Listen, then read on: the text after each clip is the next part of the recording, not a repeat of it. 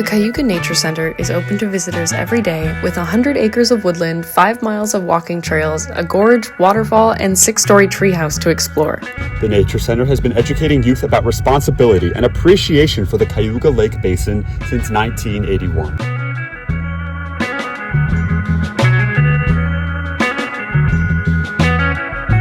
Think of it like this. The Nature Center is home to so many. What if you drew or littered in your friend's home?